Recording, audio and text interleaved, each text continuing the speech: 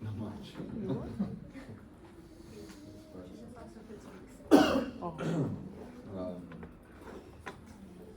So I checked every single timesheet for the university.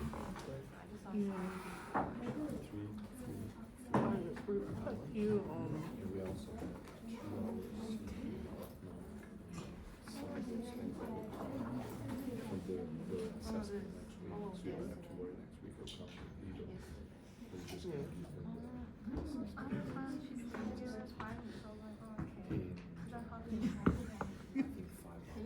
It's the thing with this phone are hardly ringing. The rest is your phone number is the one. This is about 6, 7, 8 people. We sit together to get 1 or 2. It's And finished. the open questions. And then you just check it. You just No. go through it, put it on. Are you going? Calibrate very quickly. But they will, sorry, they will go eventually. But the system. Well, I hope it's recorded. Still trying to.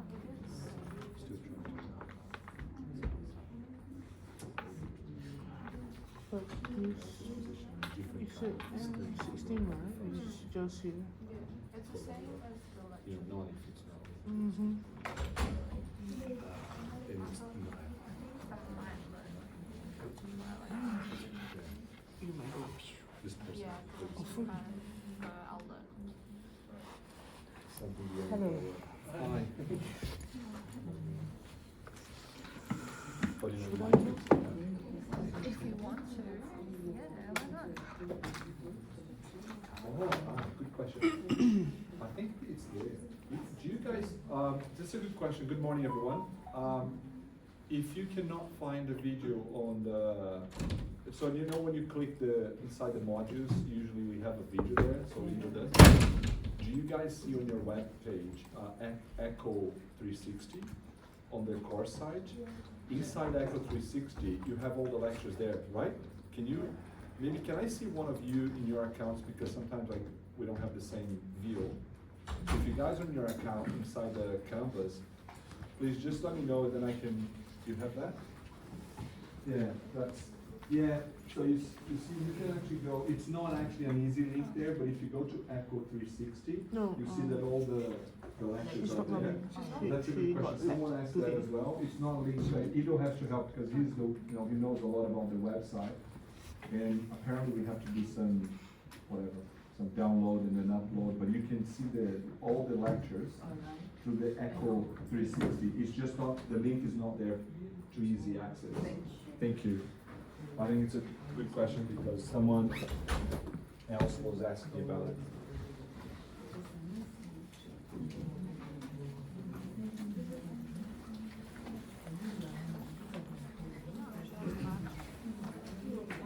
Yeah, somehow she had to go. So.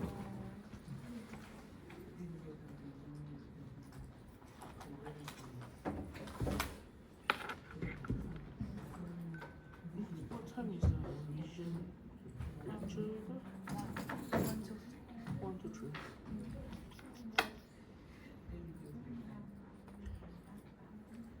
Yeah, okay, I'll go.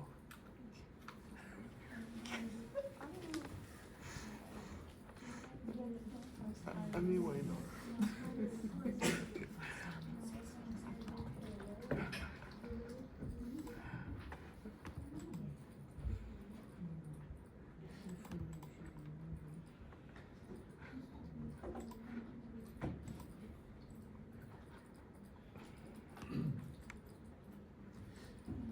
Yeah, it will be recorded. Okay, so It will be recorded.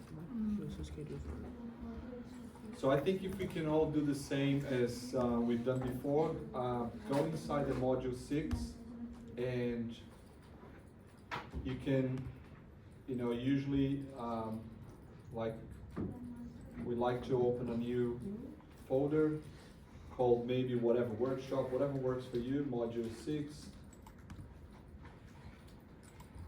and download the file workshop gene expression, workshop notes. Put inside your module 6, and I'll be using this file here to go through with you. Okay, so if everyone got the file up and running from review the instructions, yeah. So today we have, we're going to give you, some experience with differential expression analysis. So the RNA-seq or RNA sequencing analysis or the gene expression analysis will be it's usually a long process with multi-step.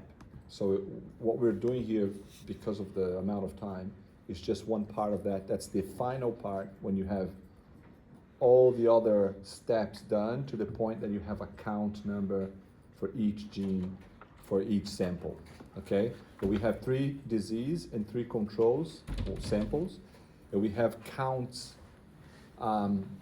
read counts for all the genes that, we're gonna see all that, all the genes that are expressed in these cells for these patients or, these samples.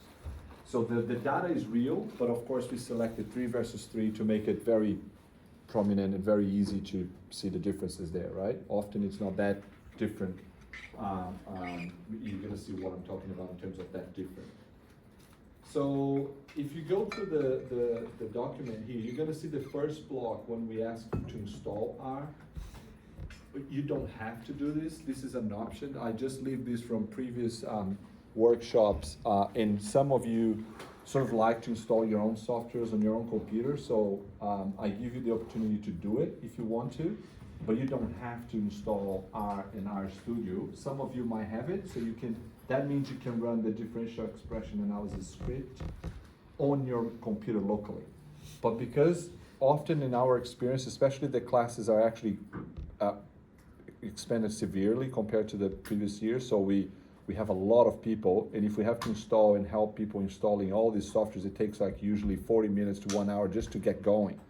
So we set up a Jupyter notebook that pretty much does the work for you on a server. Okay, but we're gonna get to the point of going to the Jupyter, but nevertheless, it will be the same. So Jupyter is a website. I think you've had experience with the Jupyter with Lido before? Yeah. So of course someone is running this for you in a server. So all the admin or the IT issues about installing softwares and putting the script there is done for you. So it's not, it's ideal because we're learning the concepts around differential expression analysis, but ideally as a bioinformatician, you would be installing tens, if not hundreds of programs in your computer all the time for your for the extension of your research, because you're always testing different software and all that. So it's actually good to have proficiency in finding how where to download the software, installing the software in your computer. So it's always a good skill. And for each software, it's never like the same. So you have to go through the hard ways of checking for tutorials, see how it works. So it's not the point here because we have only 2 hours. So we actually have Jupyter for you if you want to go through. But if you feel like I want to install my own software, you can actually try as well. Okay, but make sure you get the whole workshop done today. So I'll leave up to you. If you guys want to install your own thing, you let us know if you're having trouble, but try it. Especially if you're on computer, then you can possibly install this RStudio for your usage as well, because it's going to be free. And then if you learn one software that's free, you can actually you can carry this software for your whole life without going for proprietary or licenses that you depend on, usually very expensive licenses or universities licenses. So just recapping from our lecture yesterday, we discussed about the multiple steps of going from RNA extracted to then sequence these RNAs, and then what you get from the company will be, so we're skipping a big time, right? So you get the RNA, then you decide if you're going to do messenger RNA or polyRNA, or if you want to other RNA. So you have to make a decision in terms of how the library is going to be built or constructed, and that's something that's beyond the course, because each of you might have a different application, and you would have to talk. We're happy to discuss if you're coming across an interesting challenge in your project. Just contact us, we can help, just giving you some advice or something, okay? But the bottom line here is you have RNA, then you send the RNA purified, all good to go, to a company. Then the company sequenced the hell of these RNAs for you. So in this case, we had 6, for example, 3 disease and 3 controls. They're all stem cells from patients with schizophrenia versus controls. And the sequence came back from the company, and that's the first step. We're starting the analysis, okay? So once the sequence is back, the reads, then you've got everything to be done, because the sequences are just a soup of, reads that you don't know where the reads are matching, if it's a gene at all, or whatever that is, okay? So usually you have 30 million, 50 million of reads of these little chunks of sequences for each sample. Minimum, you have usually 30 to 50 million. But it depends on how much coverage you need. So pretty much the first step that you do, and we're not going to do here because this would be quite complicated from the computation point of view, but it's just the FASTA-Q file that you usually get from the company. So the FASTA, everyone remembers the FASTA, there is a greater than, the first line, then a header, what is the sequence, you just say whatever, and then all the other lines will be the sequence, right? So you always, like, first line with a greater than is the header, and then below that, it's a block of sequence. Then if you have another one that's a greater than, then the computer would know, oh, that's a different FASTA. That's no different than FASTQ. So the FASTQ, you have a header. It's just a FASTA with the quality information. So what you have is, you have the same thing, instead of greater than, you have an at, and then you have whatever that's written there. It's a bit of a mysterious code, but it's the machine, it's the lane that this read was generated from. It's more like the run details than anything that's meaningful, right? So it's just like, this sequence comes from this sample, you run on this part of the machine with this kind of thing. So it's just like information about the run and how that sequence was generated. It all comes here in a bit of a bizarre form, but that's for later. So this should be on the same line. Sorry, this is not the second line, but this should be actually just a continuation. But I think Word you don't like because it's a continuous string. So the second block would be the sequence, and then there's a plus, and then there's a funny, code, which actually means the quality of each of the sequences. Okay, so if you wanna know, oh, how good is C? Oh, it's A. I'll explain what that means. But the letters here are kind of a code that tells you the Fred quality. Remember the Fred quality Q, 30, 40, 10, and so on? Usually Fred quality 30 is the minimum quality, which is 1 mutation every 1,000 nucleotides. So you accept that if there is 1 error every 1,000, it's a kind of acceptable error, okay? But not more than that. So for each of those nucleotides called here, you're gonna have a respective code for quality. So that way, you will be trimming using trimmomatics, and trimming might be you're removing stuff that's bad quality. Let's say if you had like a sequence here that's all bad quality, and I think we don't have here, but I can bring back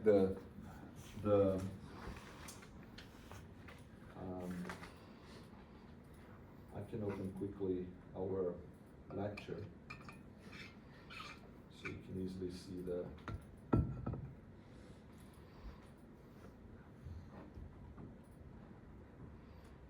that thing. So I think we all remember that coding here, like, A, for example, what's the first one? Well, I can't see both. Yeah. a bit tricky, but. So if you see like A, F, you see this is all the code that we should be checking here. Like, for example, what is A? A, that's here.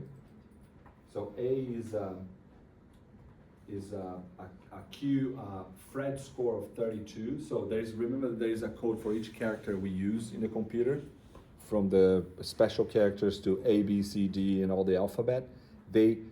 For the computer, they have a code, 1, 2, 3, 4, 5, 6, 7, whatever. And what we use the Q score, the Fred score as the code for the character that encodes. So whenever you see the character here, should be the ASCII code for that character, which follows that kind of scale, right? So it's just a way to, instead of giving the numbers, we're giving a letter as a quality, and then the computer converts that easily, okay? So it's just to remind you about the meaning of that. So if it's pretty bad stuff like hashtag or something, you would see maybe some ends here or something like this, or so you can't really call. What the Trimomatics does, it actually clips, you don't throw away, right? Because it's very rare that when you get sequences from the company, you get a perfect quality thing across all the sequence. Often you have the ends are pretty bad, or you can't trust them. Or instead of throwing the whole read because 80% or like 20% is bad, you just remove the stuff that's not good. Okay, so you're almost like you clip them, or you trim the bad parts, including the adapters and stuff that's not biology, right? Because as you build the library, you're adding sequences which is not biology, it's just the technique. So you want to remove the sequences, then you want to remove the quality, the bad quality reads, and you only want to do the alignment or the mapping using reads that are good quality, that they're not going to be, spurious kind of or errors when you're trying to align. And that's the second step. So once you have the sequences, again, you have the FASTQ from companies, that's a lot, it's a big file with millions of these reads. This is only one, you're gonna have millions, 10, 30, 50, whatever, depending on the coverage. And I think you might see here a bit of a recurrent pattern. Remember that we've done Artemis with Java? Well, that's just saying that Trimomatics is also written in Java. So then whenever a software is actually written in Java or any language like C or Python or whatever, you have to call the interpreter, sorry my accent, but it's a program that reads that code, in this case Java, written in Java, and actually do something with that code, right? So different languages do that, but you need to tell which language you're using.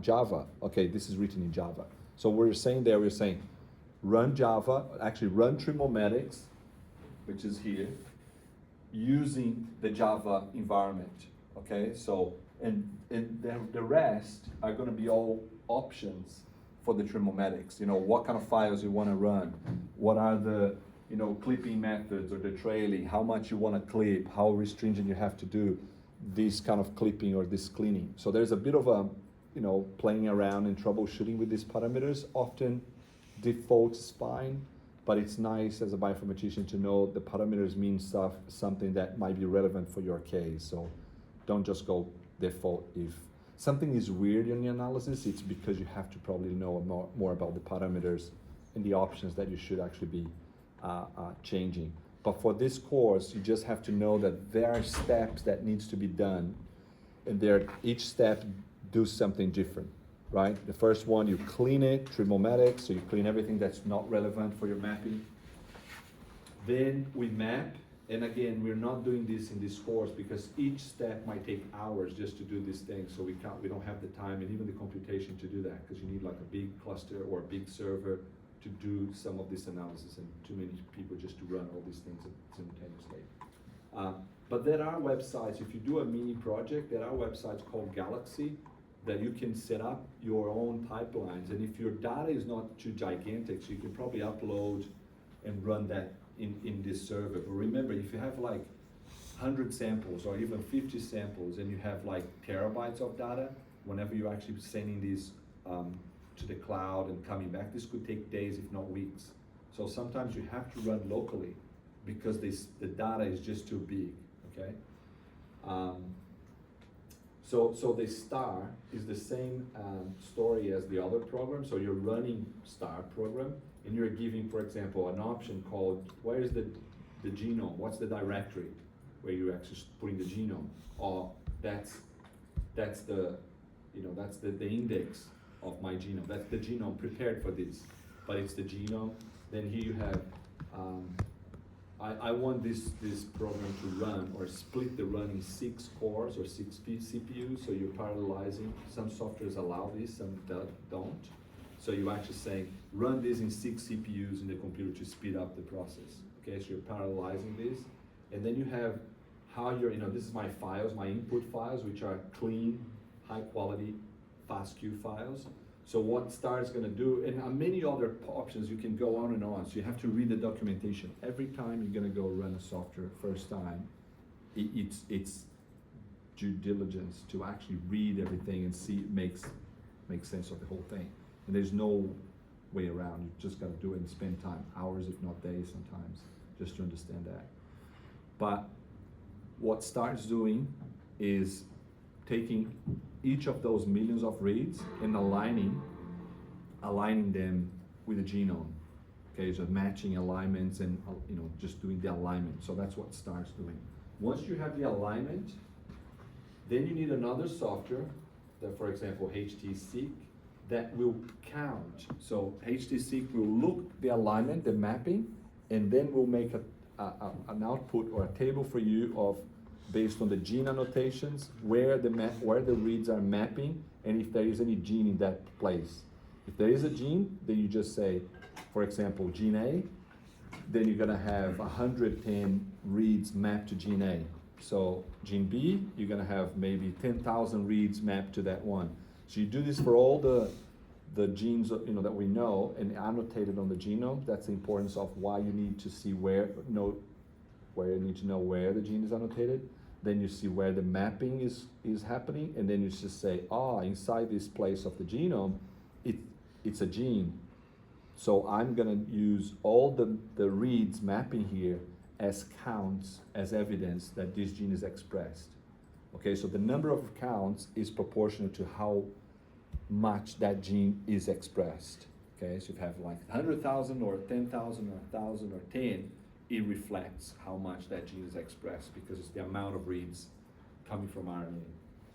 Okay, so you count, you generate the counts based on the mapping, and that's what we're going to be playing with today, which is a differential expression analysis. So once you have the counts for the 6 samples and for all the genes for each sample, so pretty much you're going to have 20,000 odd genes for each sample, and you have the counts for each of those 20,000 genes, a little bit over.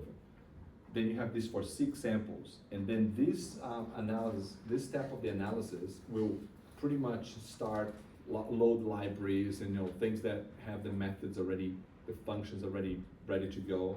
Someone written that, and then you start getting, this script running. So we're going to be running through this using the Jupyter. You see that this whole thing, but you can also add the same script on your R if you have the R installed in your computer, as long as you put all the files on the right places, and that's part of the task as well. But right here, I don't mind if you actually go Jupyter, get the data anyway, or the results, and keep going with the functional notation. But if you feel like, well, why not, I want to install this, you can install, although you might delay a little bit. So give yourself no more than 30 minutes. If you're taking too long to install this, move on. And unfortunately, we can't really go and help everyone with that size of because we're going to be here just installing R, which is not the only purpose of this. So don't have to install, but if you want to, I'll leave you to make that decision. So one thing about softwares or programs, right? I don't know how many of you have any kind of basic knowledge about how to program or how to write a script. But this script is pretty much like a code or it's programming. And what's happening here is sometimes you have to install things because you just have the backbone of the code, the language, which is R. But there's a lot of things that needs to be written there, right? What I mean is a lot of functions, a lot of things that you're doing. If you're summing, if you're making averages, it's a recipe. that it's written in a language or in a programming language. Here we have, when you call libraries, for example, like this, library gseek, library ggplot, library enhancer volcano, you're actually bringing a lot of things written that are gonna do things for you. You know, the analysis, the normalization, the differential expression. Someone has done a lot of work to write behind the scenes. The only thing we have to do is we call, use this library, and inside this library there's a lot of definition of things you wanna do. And you just call them and use those libraries or those functions on your programs. That's what we are always calling libraries. And then what you have, you're gonna see a lot of this back arrow, like this pointer. So this means this thing, which is a string with the path for the counts in this case, which is given on the Jupyter, it's gonna be saved inside a variable that I'm calling directory. You could call this variable anything. So the variable is just a place on the memory where you actually dump the information you want. So always in computer, you're gonna see a lot of things that you say, I don't know, A equals something you wanna save there. So it's a label for a space in the memory that you know it makes sense. That's why you give names of the variables that actually make sense to you, because you're storing information inside the variables and you're doing some stuff with these variables. Okay, that's what it is, what you're doing when you're writing a computer program. For example, here you have sample files. Sample files will go, use this function, grep. We don't want to go into what the functions are doing, but it's doing something that's getting an information and dumping everything inside sample files.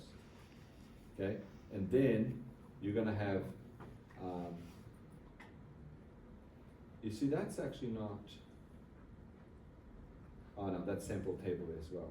No, sample table is another one that you take a lot of information, that's the input. Usually this is the structure, you have a variable that's equal, or it receives, it's attributed to the result of this function, which is, in this case, this function, which is, that's the function running, data frame, and then we have options inside. You see the bracket coming here? There's a bracket and there's a bracket. You're just pretty much saying, inside this bracket is the input, which is the information that this function or method will do some magic here. Okay, so that's why you write functions and you give the brackets, which are the input, that the functions will do something with that, and then it's gonna put the output on the name of sample tables, for example, or sample table 1, right? So the result of this method, taking this as input, will be stored in a variable that's labeled as sample table 1. So you see when I do sample table 1 here on the code, R actually will print out what's in that variable. So if you get, for example, you say variable A receives 10, right, number 10, and then I call what's in A, you're gonna see 10.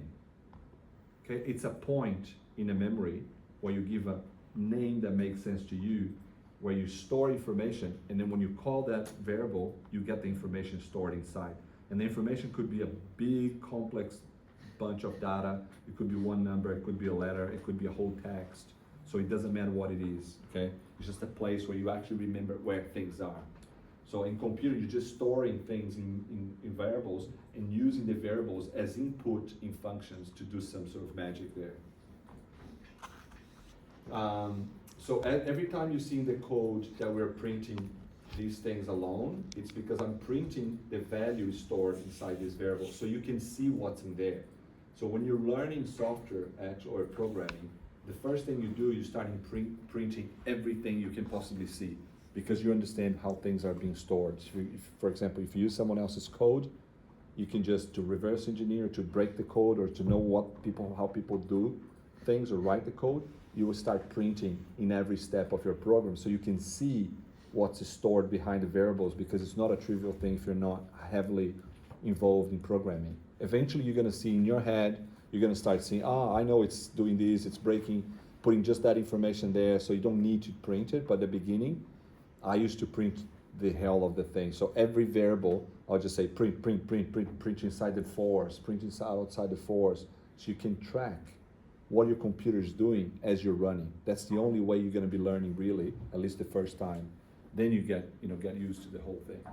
But the point is, the course is not about programming here. We don't have the time to develop that, but ideally, that's the story. You just be curious and start printing everything like I'm trying to do here. Print the sample table to see what's in there.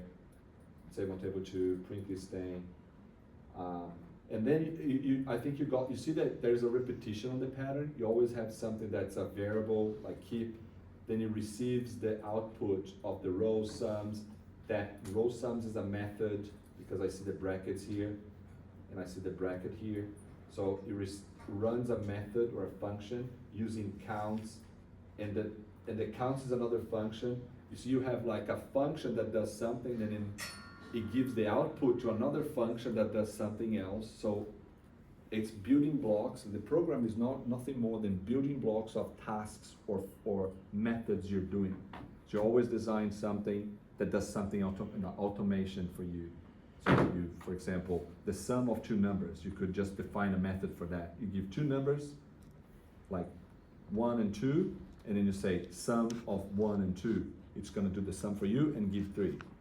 So you can write the code to actually, whenever you call sum, you give 2 numbers as input, it's gonna give you the sum of them, or it could be anything. It could be the multiplication, it could be something. So it's an operation that's done with inputs, and that's what you see here over and over again. It's a function taking inputs, and that function is gonna do something with the input, sometimes quite complicated, so that's why you have to understand all the building blocks. And then it's gonna store this in something called raw counts. And then if you see this raw count will be used somewhere. So raw counts, and if you look at places down, you're probably gonna see, no, I don't. Can you see that, Daniel? Well, I think you can see here. You see we stored this analysis on the DDS HTC. Then I use them here. See DSeek, I use the result of that, and that's stored again on the result here. So then I do results, I use this again, and then I store results. And then I print the results. Then I kind of sort the results based on the p-values. So everything's gonna be based on the lowest p-values. And then I plot a few graphs, and then here I save, for example, the data that we just generated here, which is the differential expression genes. I save on a file called DAG results CSV. You see, and this is just writing a CSV file, using this as an input, and the file name is gonna be this one. So at the end, the software will create a file called DAG results with the information inside. And that's what we're gonna be downloading to your computer and opening all the files, the DAG, the raw counts, and the normalized counts, some of the figures, okay? Okay, so for that, what you can do is you can just quickly run through that. I think I'm gonna have all solved again, but because I've done yesterday and I don't think I reset the machine. So there's a password is the same. You can use your yes number or anything, really, your email, doesn't matter the login, but the password should be 3030 NSC-bioinfo, all lower cap, that's very important. All lowercase, and then 3030 NSC. So you can now maybe log in there, but don't run it now, so just so I can finish the task 6, and then you can start. So if you go and do 3030 NSC dash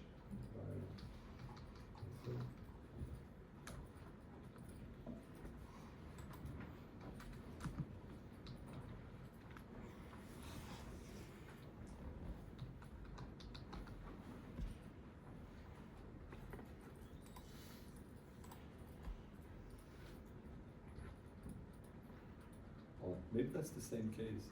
Don't you think so? Oh. Wow. So apparently because I used this yesterday, so let me try with a different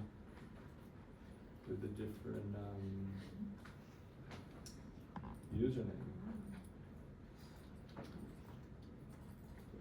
If you have trouble with this,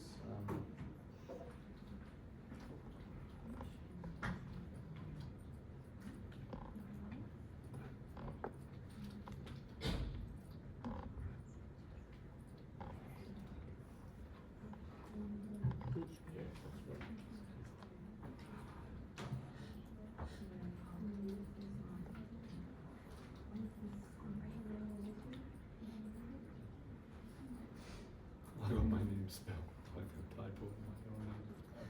That's alright. Few words together. You all getting this? No. Or like empty? Yeah, we got it. You got it. Oh, why you're special and not me? So,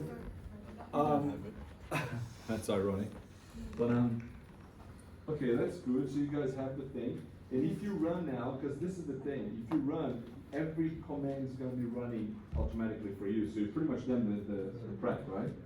But see if you can print a few of those things and look at the output, because at least you have a better. That's going to be a. Oh, Daniel, can you try yours here, maybe? Okay.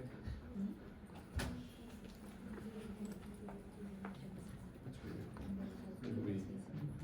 Maybe we try the a different one, isn't it? Maybe we'll try it. Try it.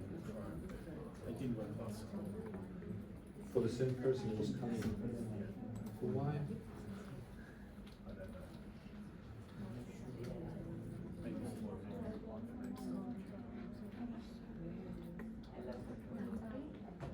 Yeah.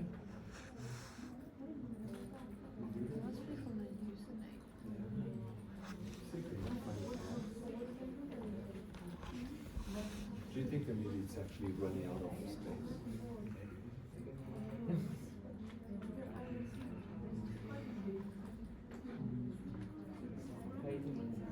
Or try yours then.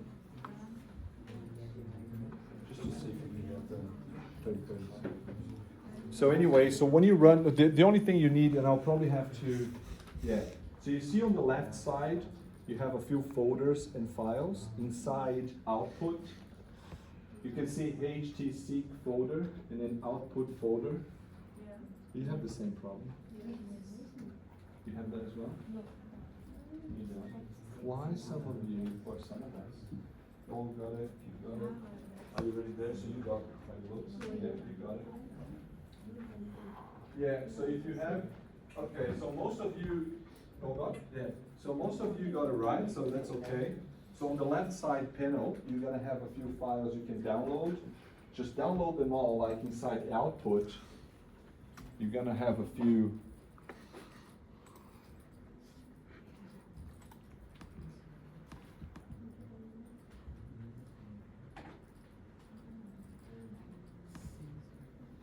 Oh, good. So Daniel got something to save us here. And also we have to tell Ido that this happens. Yeah.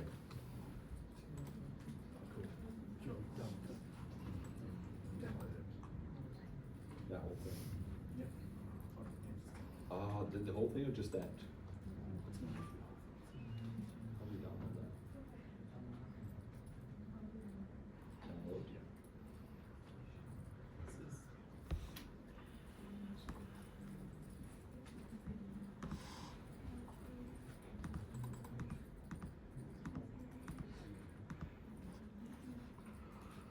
So pretty much what we want is, you see all this data here, all these files, they were generated. So I think if you can just download to your folder of interest. Why it's not?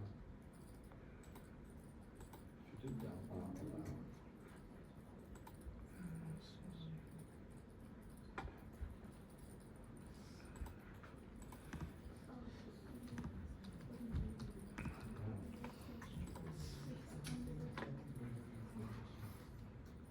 It generates.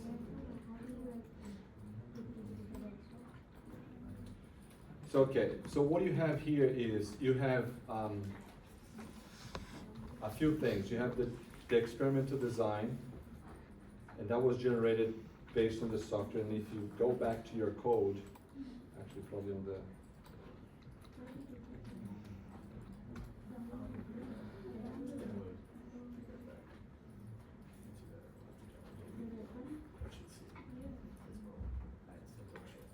oh, but this is for the upload to my thing.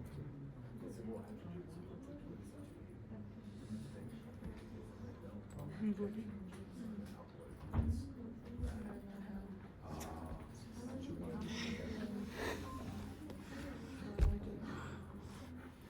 No, this first to download, but I don't know how to download that.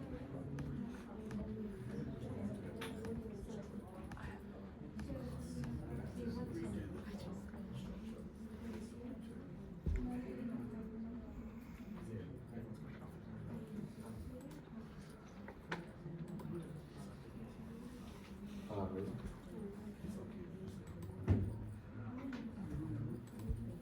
So in this case, if you do the analysis, Exactly. The same.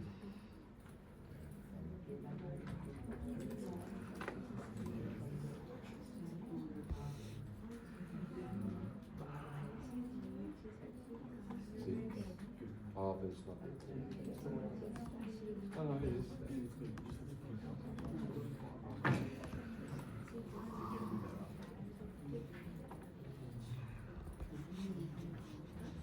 So we're gonna give a copy for you guys not getting this thing. You can actually upload them. So we're just downloading here the same files for you. And our call is Jupyter.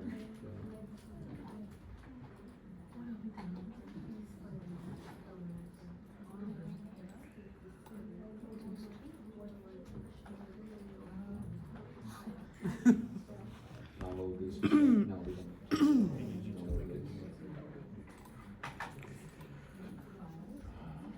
Well, it's not readme. No, you don't do that. That one. We do that. What else? That's it. Can you make it?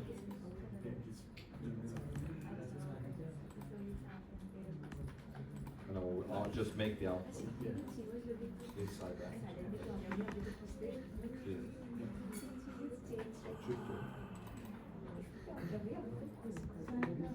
Because you record the whole thing out. That's it? That's what you do? You do the Jupyter? So the code's wrong. It's from a lot.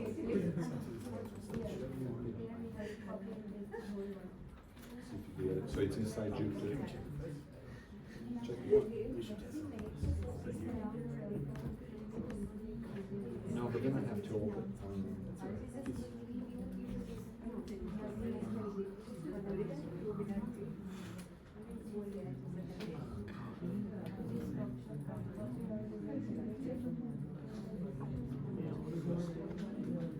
How many hours do you sleep? Your what? How many hours do you sleep? The thing with this is it doesn't exercise. Such a like one.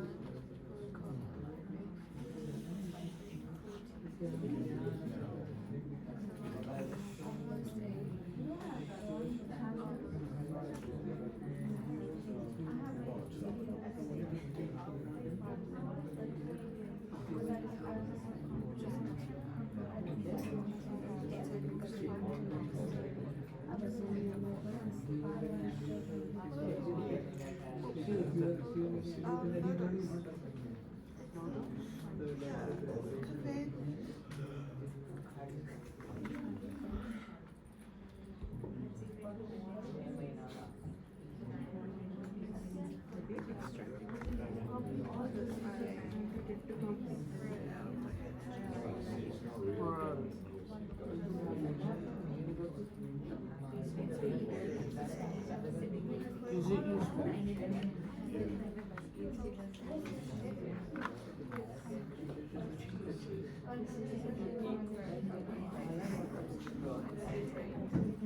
Because I'm trying to change my sleep right now. It was really bad. Oh, you only sleep for 1 hour? obviously be a range from like 3 hours to like 10 hours or 12 hours. And then mainly like 5 hours.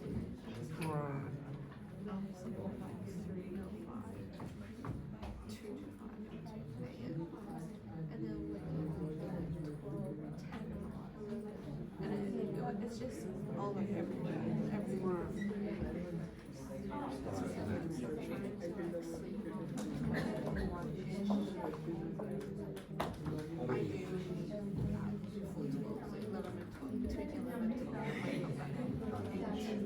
Right. You want to keep it regular. Yeah, I do. What about you? Me? It's not really. Last time I used to be the same as yours, but more of like last time I used to only sleep for 1 hour. Last night? Not last night. Last time. Last night I think I only slept for like 4 hours. You don't drink it. I don't. And then you're awake for the whole day. No, we Not won't. really. Oh, look, if you, sorry, how many of you don't have this working? 2. Honestly, I think you just might have to join. Or you 2 not working at all? You, no, but can you see the files on the side? Oh, yeah, then it's working. So who doesn't have that file? Those files. Everyone has it except for you. So we. Oh, I already got into the workshop. I just don't know how to download it. Yeah. So to download it, so so we're not gonna. No, forget about that.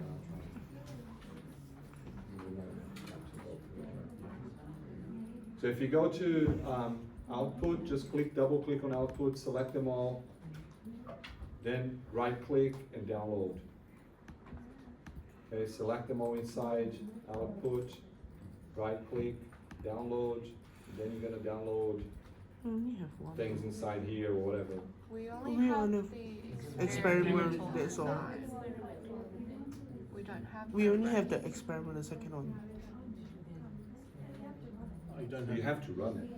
Oh, you guys keep. Are you Yeah. running the Yeah, you got- Jupyter? The output, yeah. So we have to run Okay, it first? Just Yeah. inside the folder, there is only experimental design. Right, There's so you have to- none of the other Run. rest. Scroll down here. See if you can run the entire thing again. So you see, you need to see all the results like this, like the table after Um, the code. You Do can the see fast some, forward one because that should run all. and you have a figure. Yeah, that's fine. Got a bit of a sample of the table. Oh, and now we have the volcano plot. You all got to volcano plot? Some of you? Yeah. Yeah. So if you got to this point, then you're good to download this You just have and the output open. open on your computer. This If will you don't take about a have couple minutes. all these files here, like the DAG in particular, and the raw counts and the normalized counts, then let us know. Yeah, it's going pretty slow. You know, if this is if you're getting stuck on this thing, then I would just recommend you download the analysis of results from the website. That's what we have there, so you don't stall because you're gonna. I would like you to open Yep, the there we go. files and do Yeah, you the just had to run the whole code. the Right. function analysis. Hang on, you're still waiting for the DEG, the differential expression. Sorry? You can go here if So you. you still want one more, that's the differential expression. Right, If you close scroll that. down, you can You see here, you should see the check. analysis, see the results. I think if you Yeah, download the scroll down. results, Yep, you're gonna that's a have all the PCA files code. there, so at least you can Yeah, follow looks like up it's still- the Yeah, doing the differential expression now. The DC. the analysis of the files. Yep, there we Because I go. want to get with you is what There you go. You got the everything. interpretation of that. Cool. Yeah. The first one, isn't it? This one? You said, come on. You said the first one. Yeah, you have to run it. The results from the code, just copy and paste on the.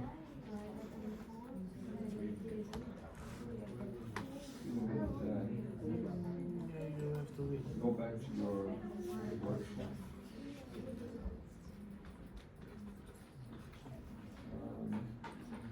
Let's not. Is it running? Yeah, you said. Did you run it? Run up. And then. these are fine.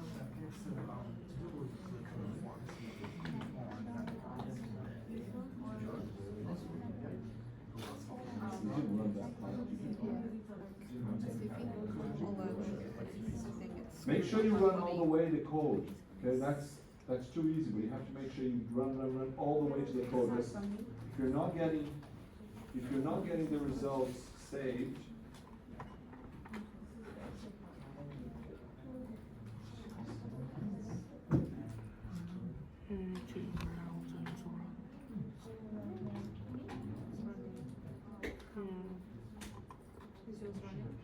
Yes.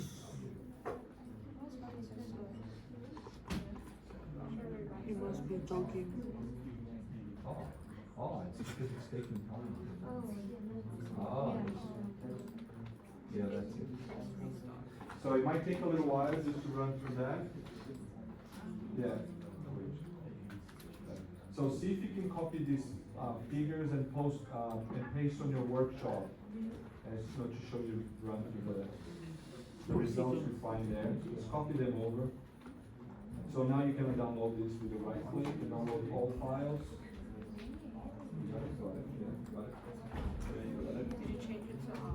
Well, let me talk about, so how many still running or not getting the results? What happens if you do run?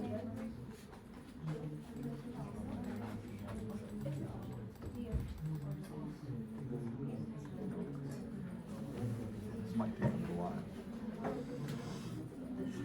We download all. Download all of them, yeah. Oh no, it's time to have it. See, that's done, that's done, that's done. Take a little while, that's done. And you see that start. Yeah, you got it, download.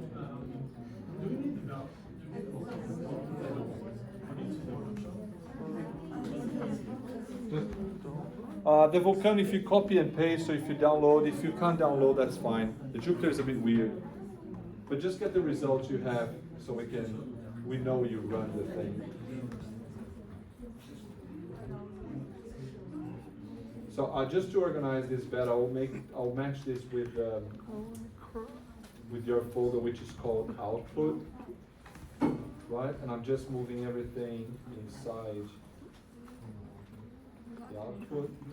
First? Oh.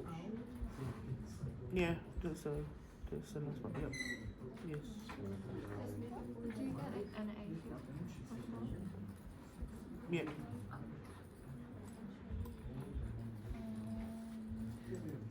If you have any of the files open, you can't move them around, so make sure they are not open if you want to move them around. I just want to make sure you've got the all these files, because these files are the results of the DSeq analysis. Okay, you're just writing them down as you're processing them, and now we're going to go for the interpretation of the results, because I think that's the point. But where do you press download? I just press shift all and then right click. You all got it? And you'll see. Good. So if you have the results, the first thing I would do is just explore this experimental design is the first one you have. So just see what's inside all of them.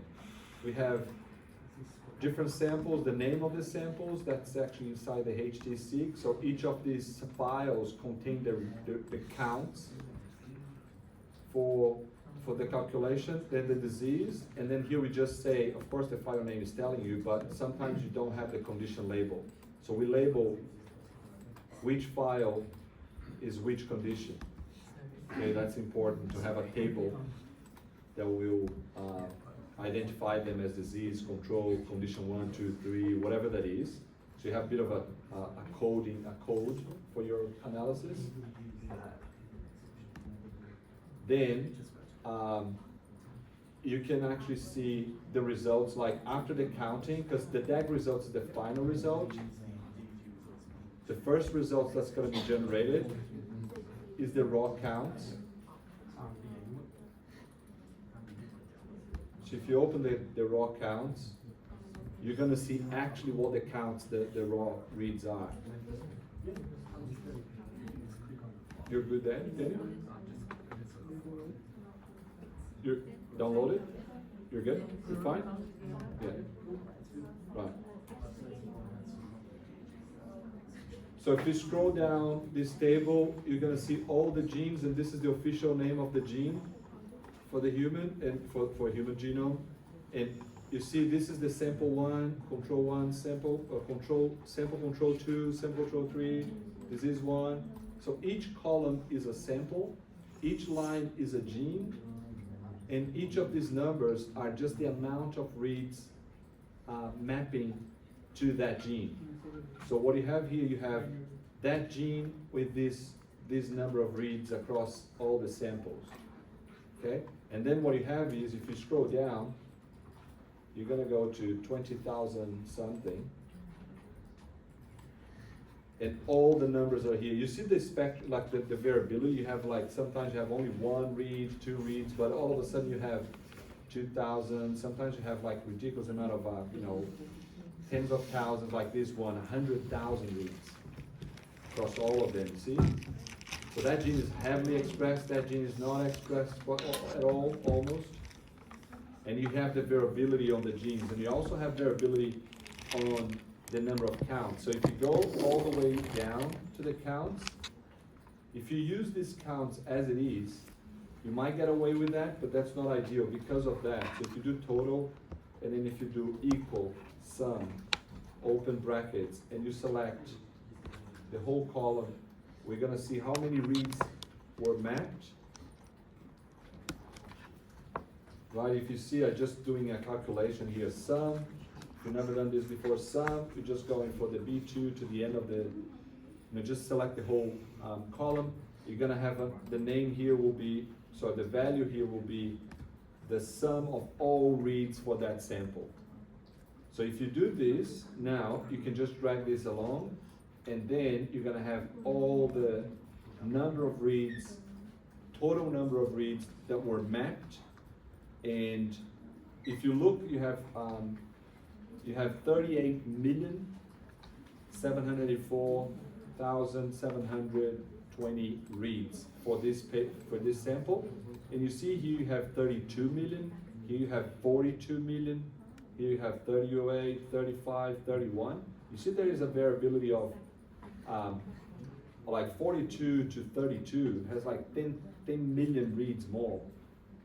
So if you just use the number of reads raw to make the calculations, you're gonna make a big mistake. Like we discussed, sometimes you have a better RNA, the library prep is different, so you're gonna have a more coverage in one sample than the other.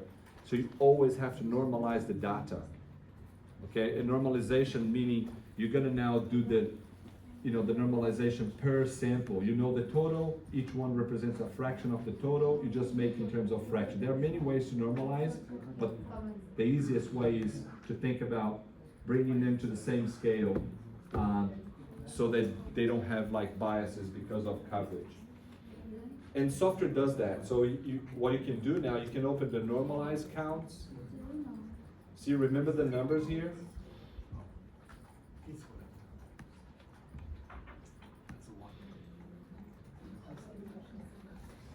Okay, so you open the normalized counts,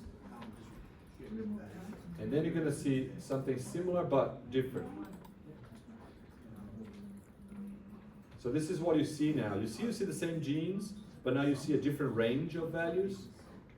So that means now these values are normalized already. And if you look at the file names on your code, okay, you're gonna understand from the code perspective here. If you look around here, you're gonna sometimes see where you actually had your files written. You see, this was generated, writing CSVs. It's gonna be saved on output, raw count, so you know where the files are coming from here. So the script created those files and saved this information inside, okay? And then again, you have the same amount of genes, it's just that it's normalized. And that's the values you actually have to use to do the comparison between samples or between conditions.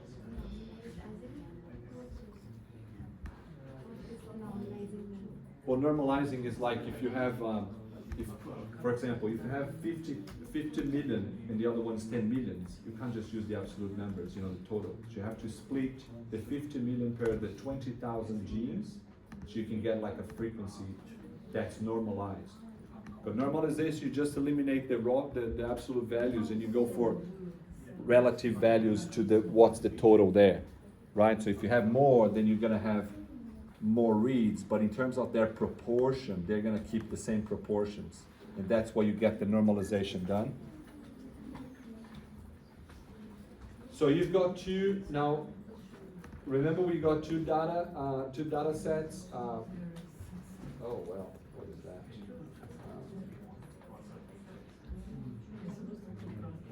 Sorry, the raw counts, which are the proper, you see it's almost like an integer. You don't have like half, like decimal or anything, because it's the number of reads, right?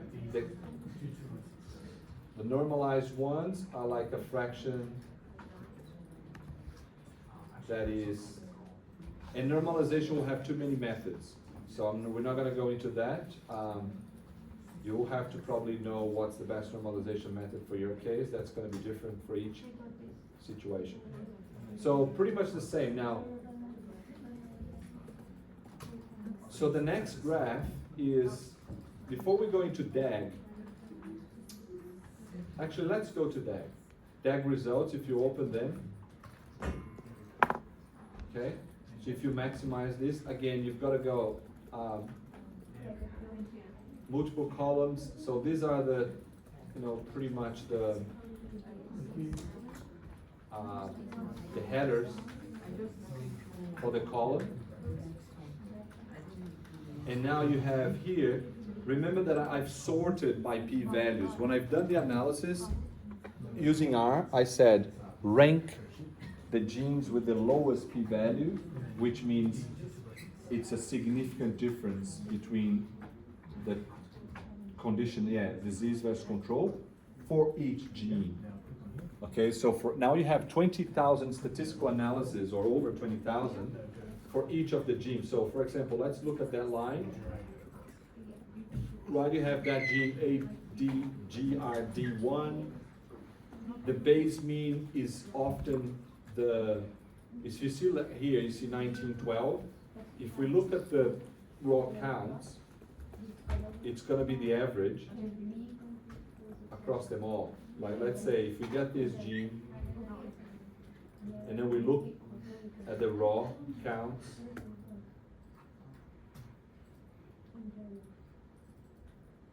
you see this is a bit of a funny thing, because here you see clearly that there are like massive differences. Okay, so if you plot even this thing, you're going to see why the results are so amazing there. So that's the raw counts for that gene. So you have nothing pretty much expressed in the controls, but you have some on the disease, right? But if you look at that, what you see here is that mean, which is probably just driven by that. Sorry. Now, just too many tables. You actually get this driven by these guys here, see? The average across all 6. So that base mean is the average of expression, which is kind of irrelevant for this point, because just showing how much the gene is expressed.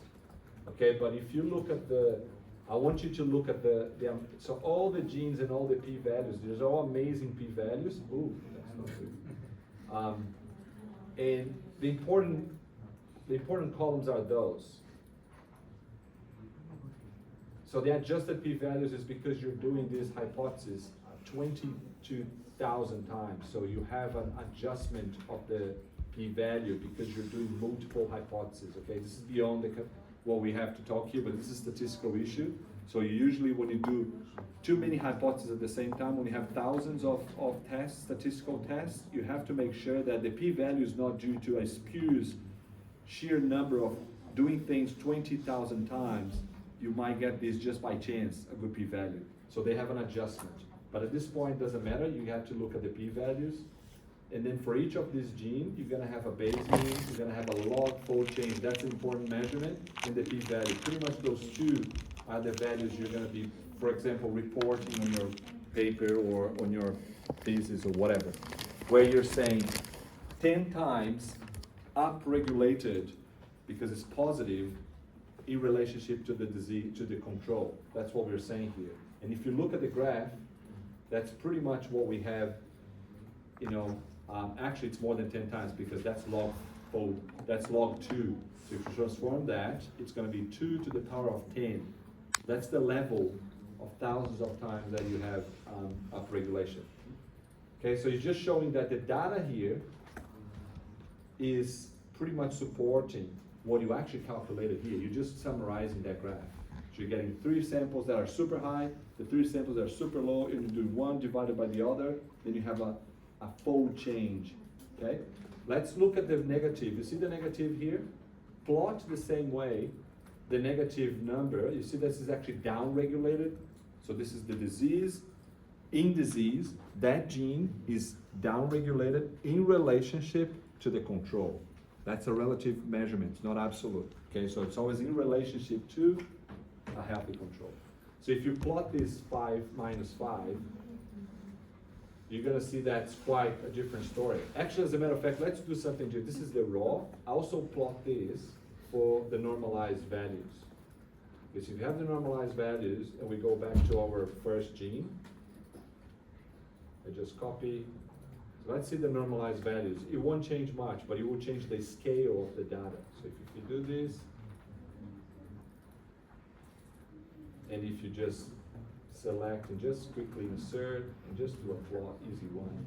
That, see, kind of the same, but now that because normalization shift the whole thing, but that difference is still the same. Okay, this is about relative stuff, so it doesn't matter the values itself, it's more like one versus the other. So whether you are in one scale or another scale, that doesn't matter, right? But you do have like a very clear upregulation. Now, if we do like we suggested, just go for the negative one. So here you have a down regulation of that gene. So use that gene and plot them with the normalized table. Found another one.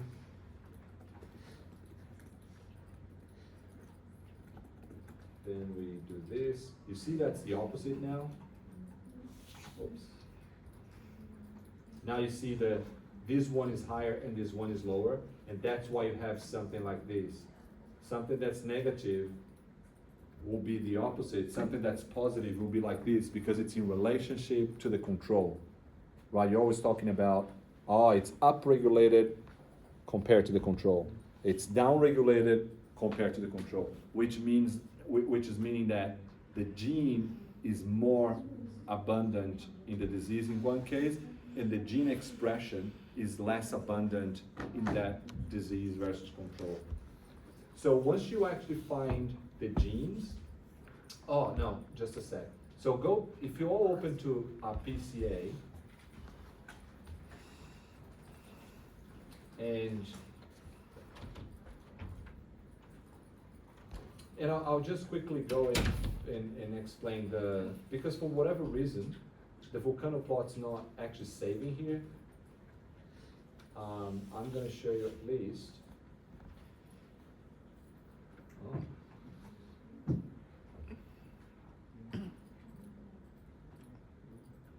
Well, my thing's a bit slow here, but.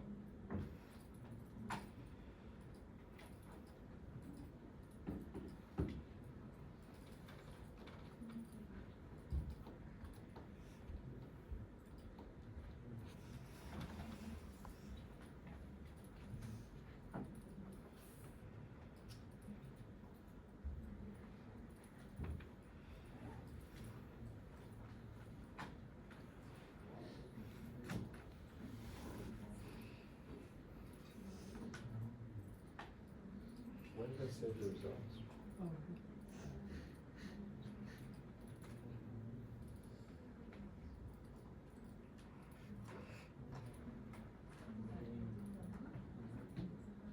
That's what I want to show you. So you probably all got this graph, right? And remember that's we discussed this in the lecture. But anything from that, that's the 0, there's no difference. All the genes here, this is all little dots here, each one is a gene. Okay, so anything between 0 and that line, we don't want it because it's very small difference. Anything, in the gray line, we don't care. This line here means the p-value, significance in terms of the p-value. All the genes that are coming on this side are down-regulated, and all the genes that are coming on this side are up-regulated. Okay, and any gene that's actually above that line is significant in terms of statistics. So that's just a volcano plot, how you look at the, which genes are up and down regulated in a visual way, but it's very kind of, polluted and difficult to see. So that's one of them. So it's one of the graphs that's coming out. The other one is the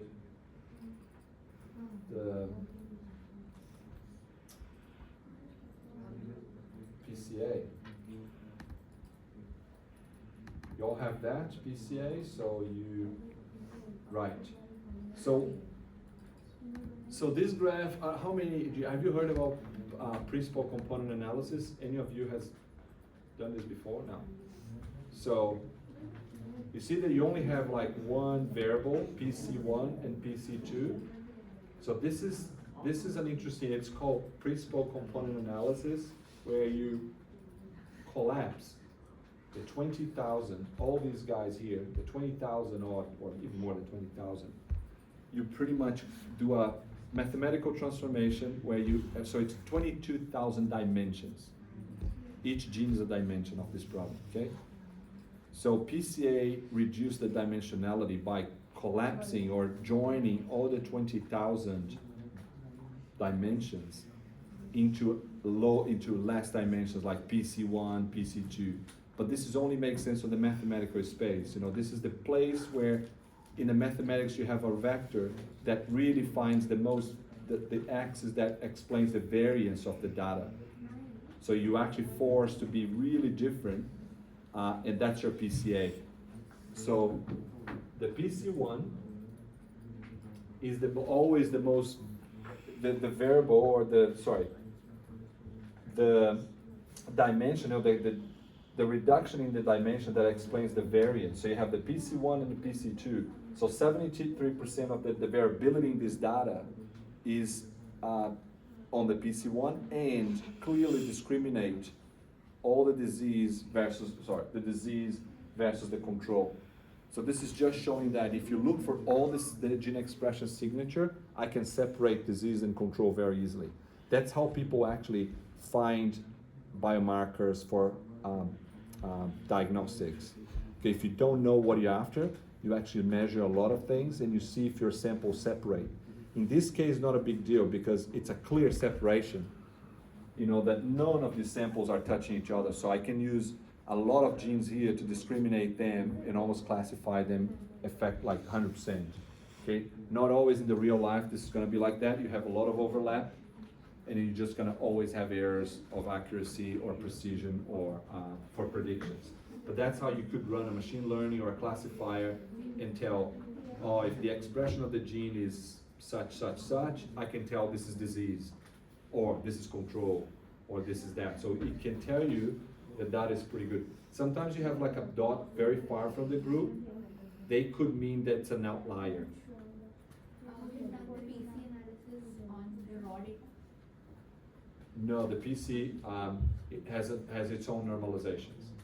Okay, you never do things on the raw data. Okay, always have to normalize. Always have to normalize. That's a rule. You don't even question. You can get away with things that are very similar, but the raw data is raw, and then you have to transform them into a normalized scale always in any analysis. So you've got to always question, okay, what normalization method I'm going to use? Is that quartile? Is that median? Is that z-score?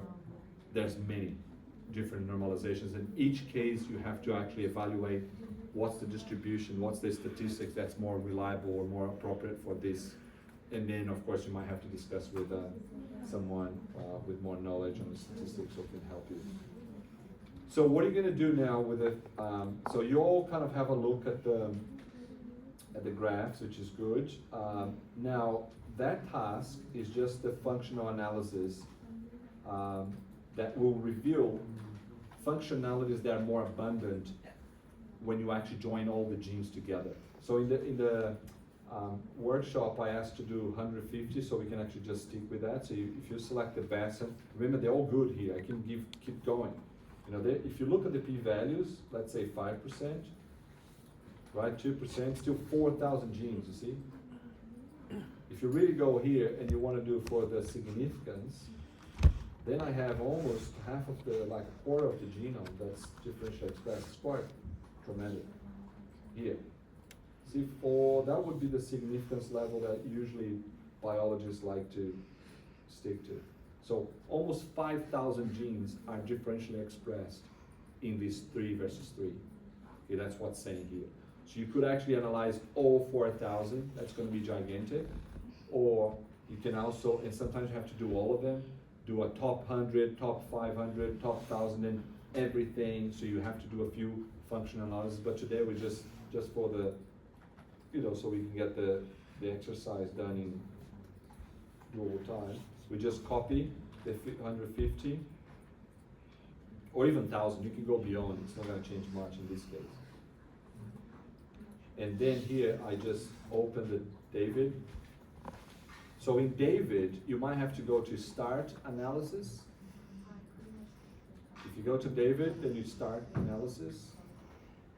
Then you paste your genes here on this field, on the paste list, to see that all the 150 are here. And then, that's an important thing. What are these identifiers? You know, do you know if it's Affymetrix? Do you know if age length? Do you know if it's assemble gene ID? So I can tell you that this is actually official gene symbol. That's important. If you actually don't set this, you're not going to recognize that. So you set, this is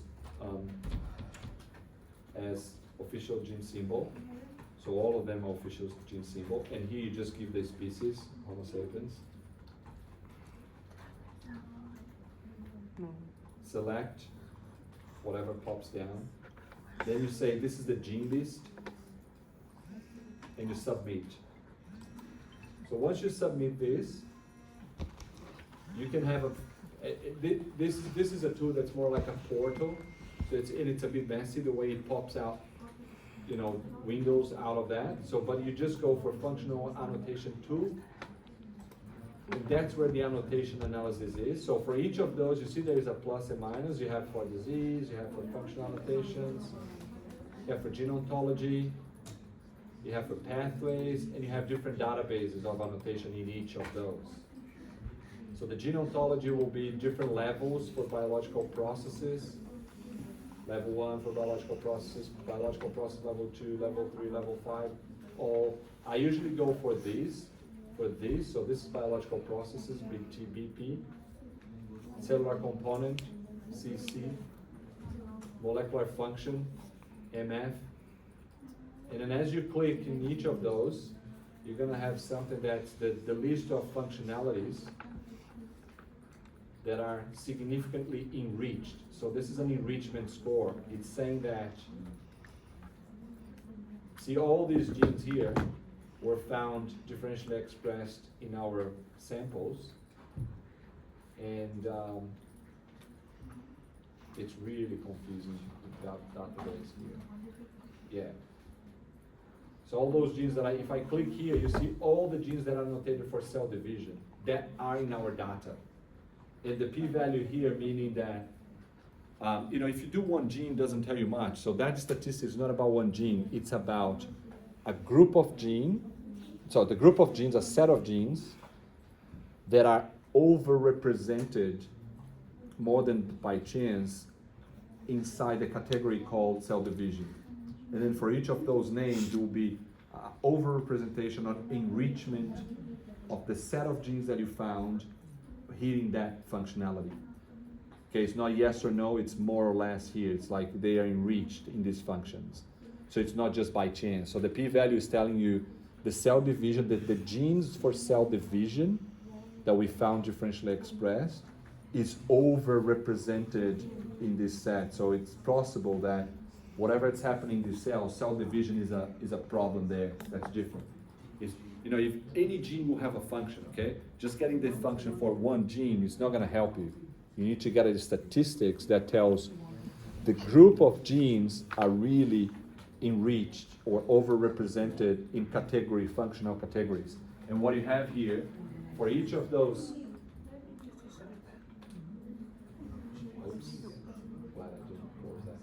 so for each of these categories, there is an annotation associated. So it's a gigantic sort of analysis here. But what I want you guys to do it is copy them over to these blocks. You can actually do a bit of a screenshot of the 5 best, and then you just copy them over. And what I mean by biological processes, molecular function, cellular component, is what's in here. So if you go gene ontology, this is biological process. Just go for the red one, the direct. Right? So you just open that chart, you open that chart, you open that chart, and then you actually copy and paste there. For the pathways, you just open that pathway here. I only want you guys to look at CAG. It's our cell cycle, similar as well, CAG, and reactome. So again, cell cycle, and you just have to give that kind of 5 functionalities. You know, you could go on. There's no, it's an arbitrary decision. So to make things a little bit more summarized. But if you keep looking down, you're going to see more than just that, right? You see more specific things and all that. But the p-value gets better, it gets worse. So I would stop where the p-values are good. So these are actually good support for the functionalities, for the pathways. You'll notice that every time you click on the chart, a window pops, and it's very confusing because you get all lost with so many windows. So make sure you do one by one, otherwise you're going to get all these windows. You don't know what's, because I can't see very easily where this is coming from. You see, there's no way for reactome the same here. That's how you know it. But it's not an easy. That's CAG, that's the other one is reactome. You just have to check on the chart and then copy over. But you see, you have more than that. You have things for disease, you have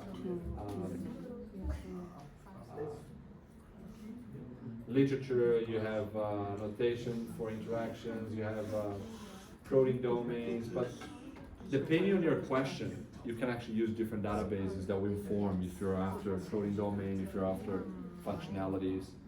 Okay, so the idea is you bring this all over to your workshop. That's the software preference. Probably they just no.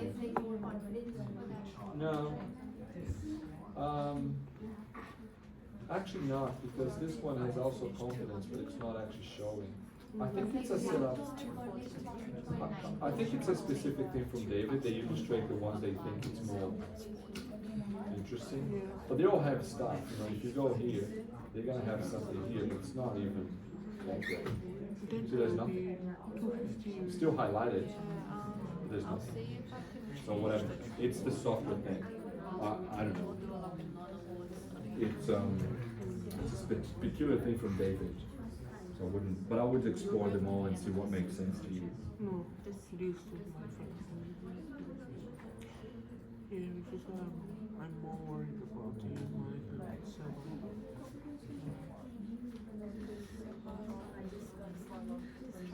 Yeah.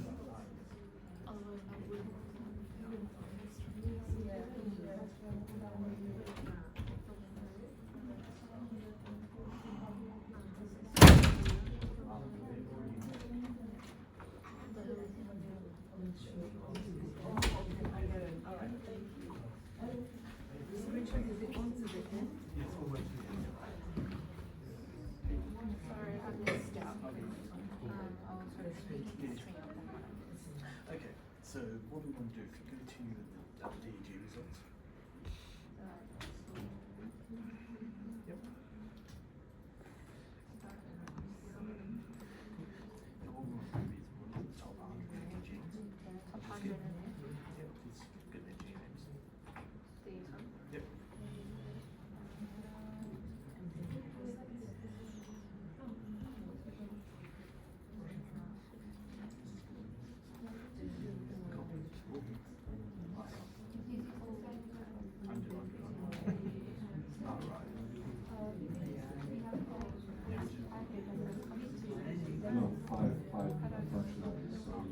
just like, So what's the actual process of that? Yeah, the BG, you see, you have to put in the two that's the articles, Galway cancer. unless you know the levels, just go for that, yeah. Let's go to the top. Kind of simple, yeah, the same thing, yes. The five, in that. So process, then you get the other one. I think the easiest way is just So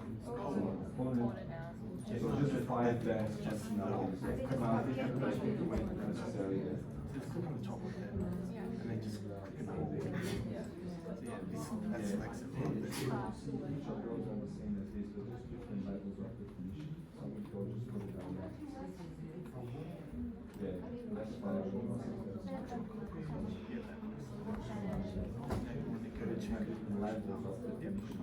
For each of those, it's just like refinements of the. Sorry. follow the link to the debit annotation. You just can open each charge and select. Control.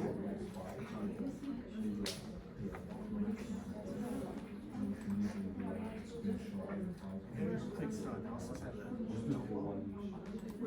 Yeah, that's it. now you paste. There's fingerprints on the screen. Step two. Yeah, we only use Choose those official genes.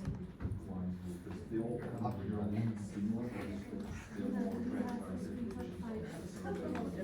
The gene list.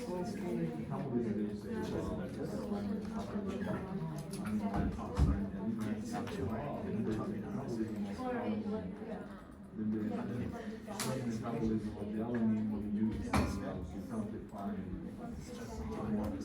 more detailed television has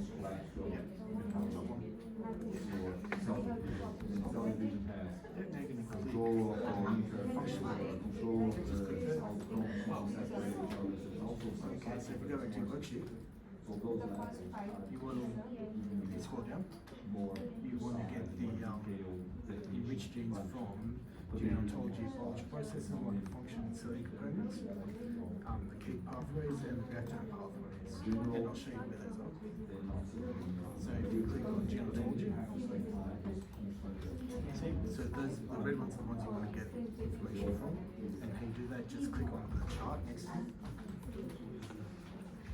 That's right. And you want to That one. screenshot the top five That one. categories. Just that, like yours. You can do a screenshot. So the screenshot is Windows Shift S. That's right. And then you can just go wait. Yeah, no, just, you see German dollar. Wait, you put that into your Word document and just do it from up, okay. Go with it. I think you can just copy and paste it. So that's the. Yep. Center. Yeah, there you go. Just do it. Got it? Yep. Yeah. So if you go through there, just look for those After select gene list, just go through that. try submit. You go through the other one down. After the gene list, Five then minutes there. submit. Homo sapiens. And you do this for the other ones.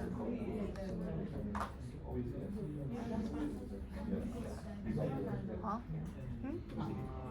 What did you do? So plus the 150. Yep. Then Is it correct? did you do it from like the Well, it's kind of funny because they're all the same, but it's a good thing because they're all green. Yep. So it means like it's all the right.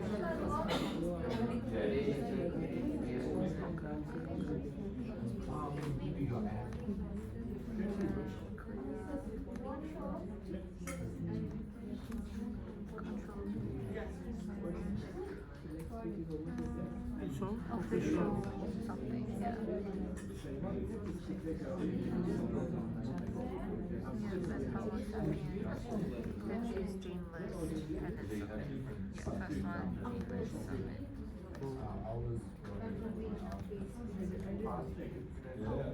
Okay. Then.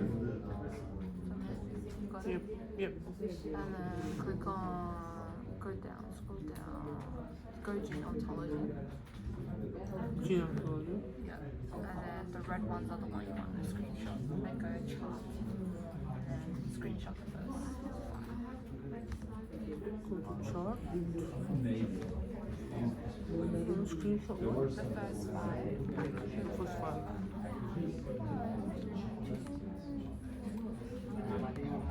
Is that all just a biological process or is that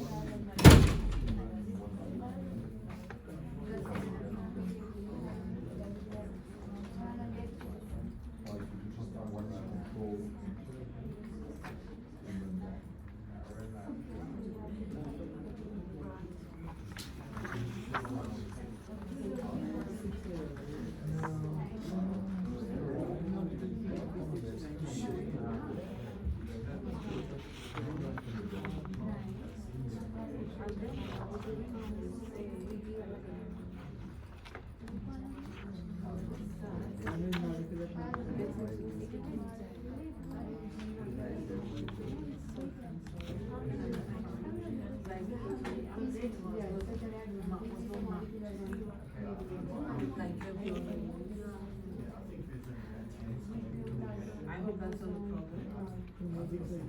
Yeah, because it wasn't marked with a very chocolate. Yeah, but it came up. So it's cool.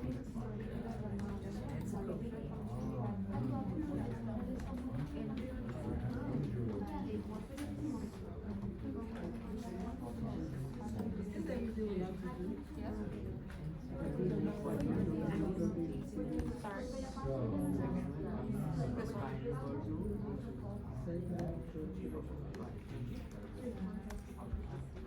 We've got the same ones? Okay, so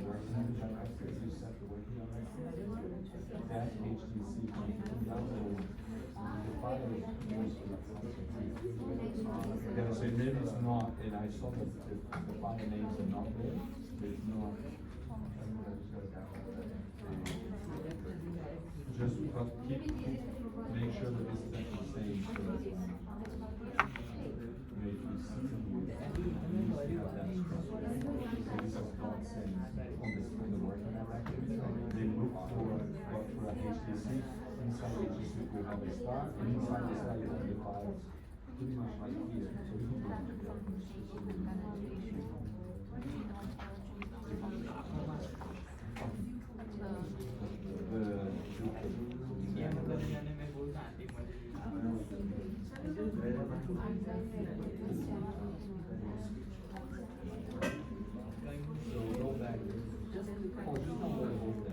Let's create something called HTC.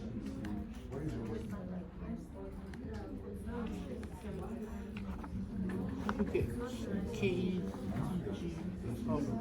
yeah, but then Yeah. we do it from the functional yeah, right?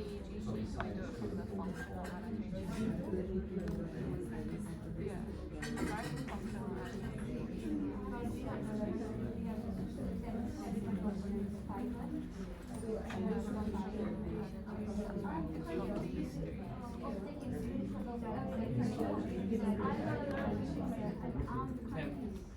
Oh no. There you go. It's on the pathway. Pathway. We will, yeah.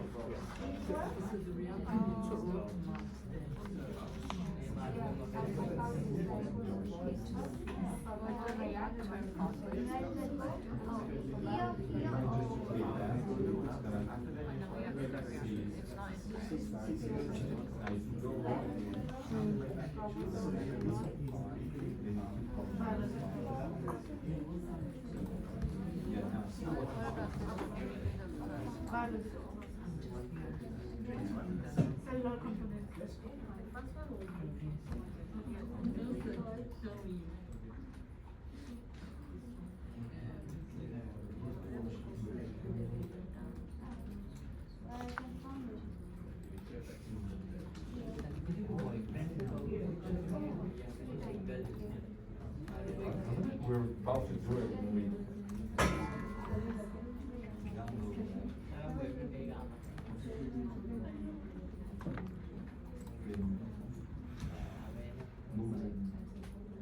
So we still do the reactor causing?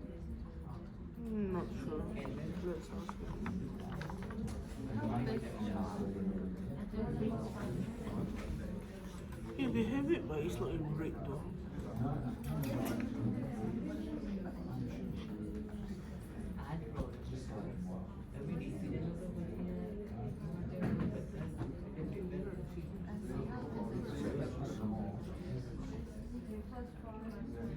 This is the functional annotation, but this is the genotology.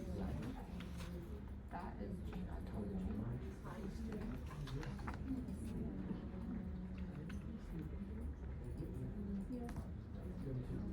Yeah, but there is something, it says like use an authorization to do one more, that's why I thought you want to do another one, so maybe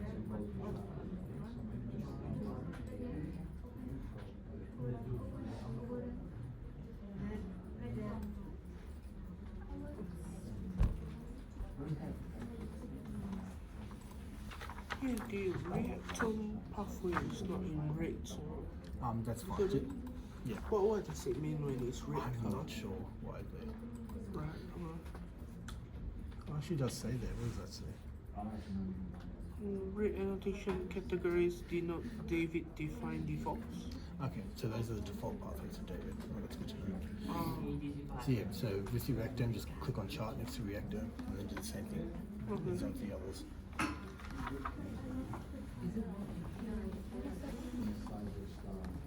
Is it possible that we should have done the first? Sorry. Would you be able to check if that is correct? BP.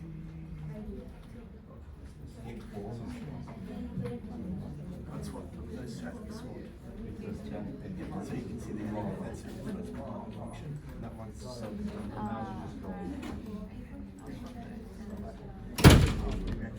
was fine.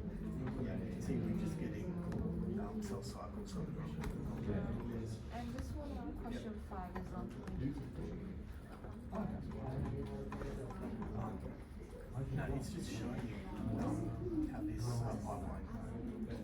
So the different cell cycles. Yes, you run that in let me know when you've done that, so when did you go back to the workshop? Start the and try to run that again. Copy of results, yeah, you've done that. In around this section here on the PCA analysis.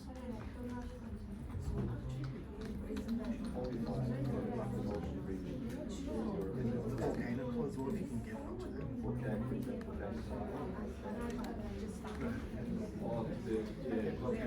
Up to you. Yeah, the PCA. So that means that we could, I don't know. Yeah, that is right. So just screenshot that and Yeah, just place it in there.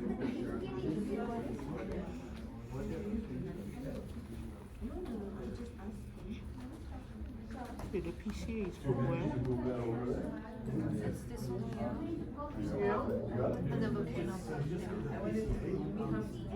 No, you don't have to do that, you just, you want to, but that's probably not gonna happen. 10 minutes ago. But you've done the Egypt, you know? Yeah, the Egypt will be similar. But if you wanna do this, I have this on the workshop, if you wanna go home and install it on your computer, you can do that. Though you might have to play around.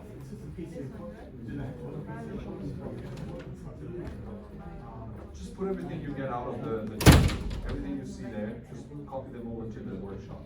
So I know you run the code, that's all. Not the raw counts. No, not the tables in the raw counts. Don't copy them over to the workshop, or that's gonna be a few pages. So just the two diagrams. Just the diagrams, yeah. Or the outputs that's fine, not a big deal, so I know you run. Yeah, don't worry about it. Got it?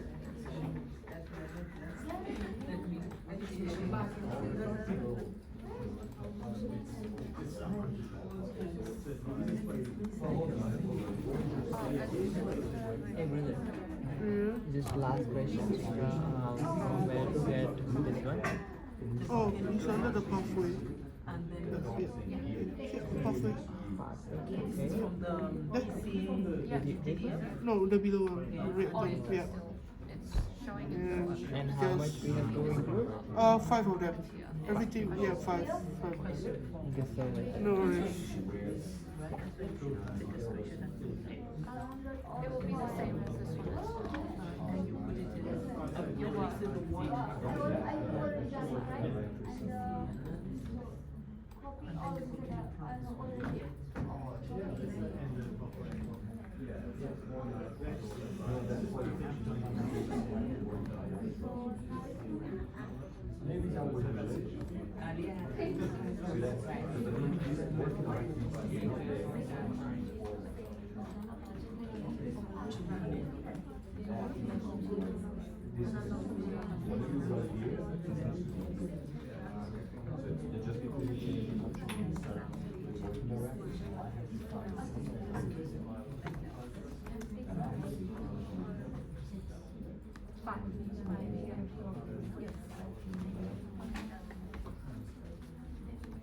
You got it?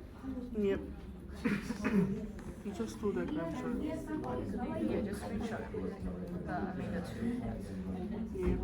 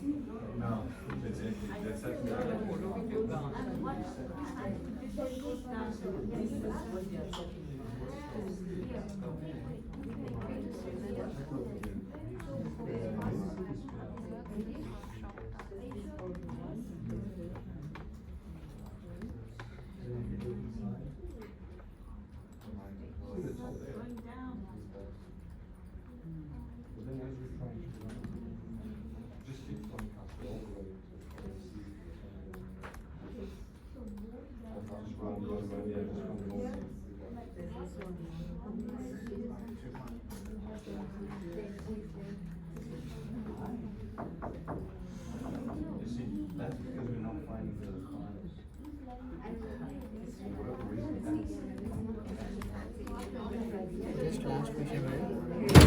Where we have to stick that 2 photos? It's on the here, under the download all. Thank you. No worries. Wow, submitted. So amazing. You can just submit it now. I just submit the. Did you submit the last one? The last week? No, haven't yet. I haven't submitted any of them from last week. 1 to 5. 4 to 5, you mean 2 to 5? I mean 2 to 5. Yeah. Did you submit? Submitted only 2 and 3. Well, we finished 5 on Saturday.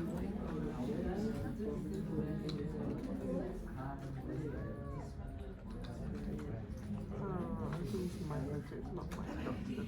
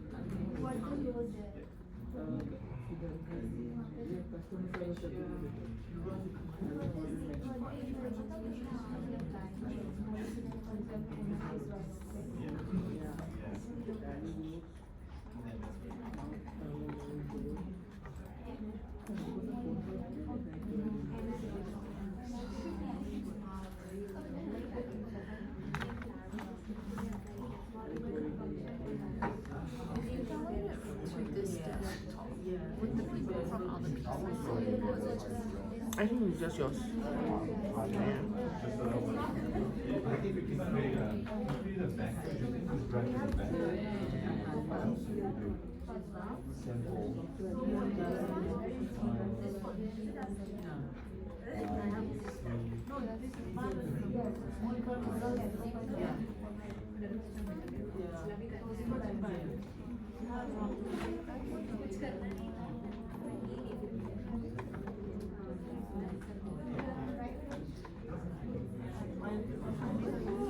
This one. we passed through last week, we didn't have to do anything because it's relative everything.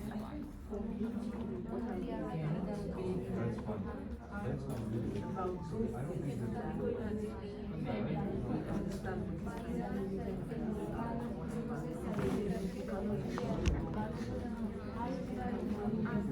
Sorry, just to double check last year's workshop.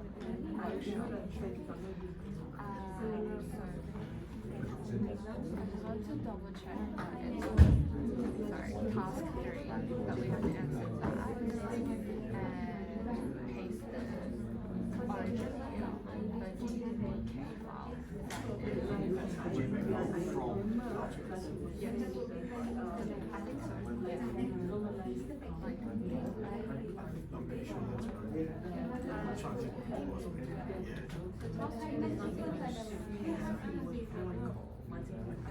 Task 1 is just relevant to us on. That's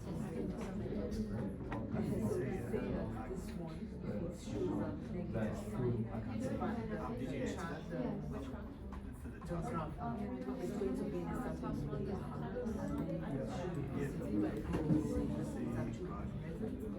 Just double check again that there's no questions.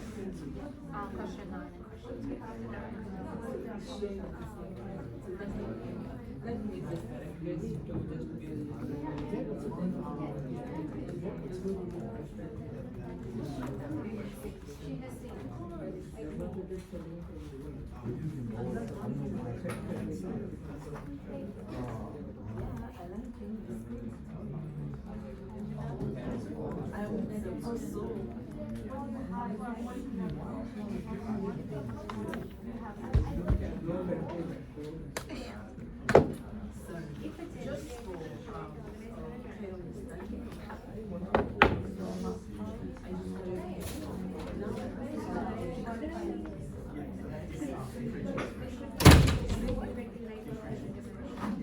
It's a very good question, actually.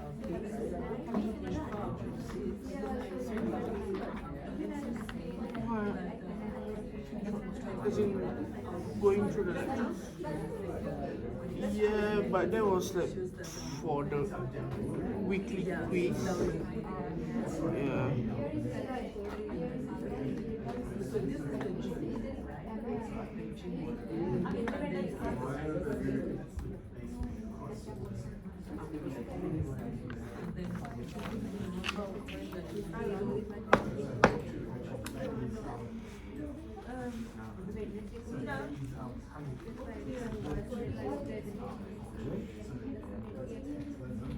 Yeah, you can submit this already. Yeah, yes.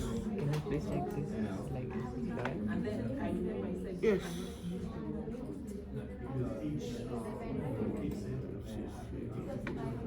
Yep. Yep. Thank you. Alright.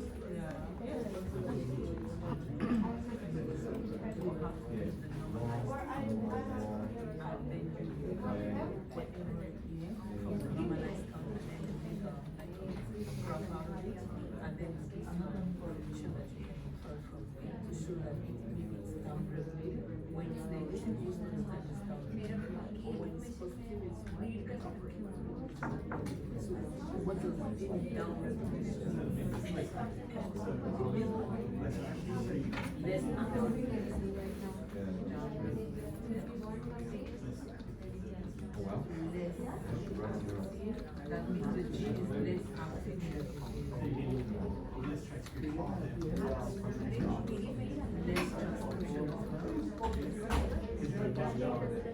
you're measuring how so but when it's positive, it's how percentage that's more transcription. oh, but then you can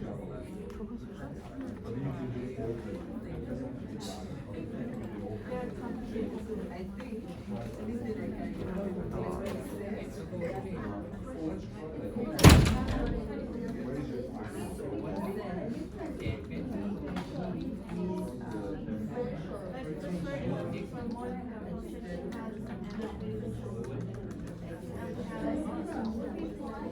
I didn't know this is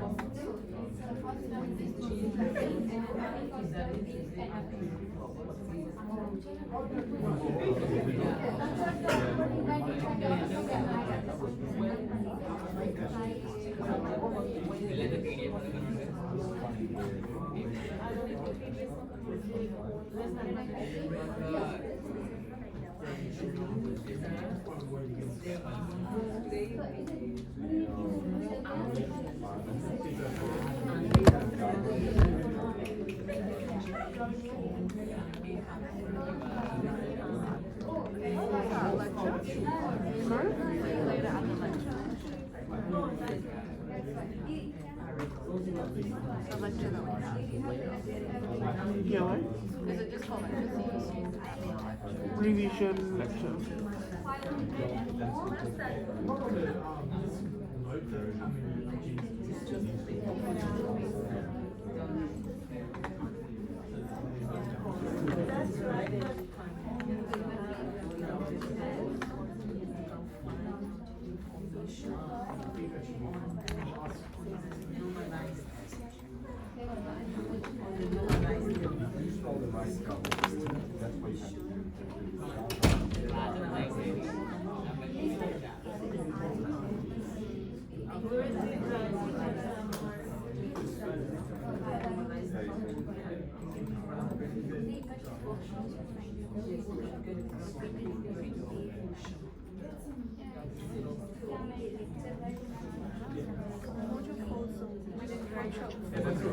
that's alright. Usually Sorry? genes are not, they're usually going to be similar functions. Oh, you did?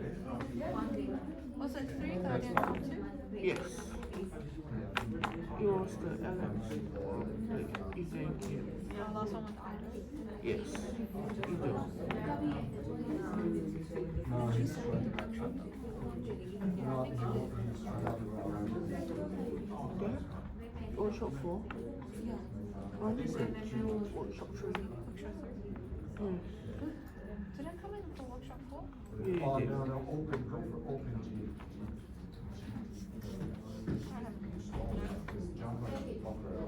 Workshop 4 was the one that the lady came in.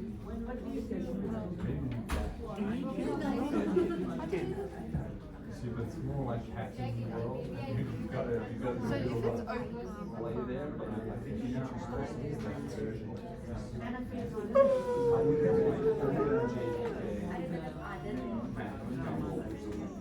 Download from that.